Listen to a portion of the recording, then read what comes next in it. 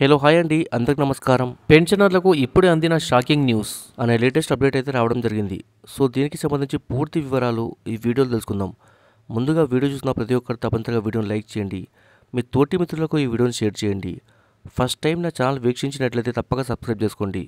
ఇక వివరాల్లోకి వెళ్దాం. తెలంగాణలో పెన్షన్ పథకాన్ని దుర్వినియోగం చేస్తున్న అనర్హులపై ప్రభుత్వం ఉక్కుపాదం మోపేందుకు సన్నద్ధమైంది. చనిపోయిన వారి పేరిట ప్రభుత్వ ఉద్యోగుల కుటుంబ సభ్యుల పేర్లతో నకిలీ సదరన్ సర్టిఫికెట్ల ఆధారంగా కొందరు నెల నెలా పెన్షన్లు లూటీ చేస్తున్నట్టు వచ్చిన ఫిర్యాదులతో ప్రభుత్వ యంత్రాంగం నిద్రలేచింది. ఈ నేపథ్యంలో ప్రభుత్వం పెద్ద ఎత్తున తనిఖీలు నిర్వహించేందుకు ప్రత్యేక బృందాలను ఏర్పాటు చేయనుంది. ఈ బృందాలు లబ్ధిదారుల ఇళ్లకు ప్రత్యక్షంగా వెళ్లి స్థానిక స్థాయిలో వివరాలు సేకరించనున్నాయి. అర్హులైన వారు ఎవరు, అనర్హులు ఎవరు అన్నది స్పష్టంగా గుర్తించి సంబంధిత పెన్షన్లు రద్దు చేయనుంది. ఇకపోతే పెన్షన్ పంపిణీలో పారదర్శకత కోసం డిజిటల్ ఆడిట్ నిర్వహించాలని ప్రభుత్వం నిర్ణయం తీసుకుంది. దీని ద్వారా లబ్ధిదారుల వివరాలను తెలిసి అక్రమాలపై కళ్లేసే ప్రయత్నం చేస్తుంది.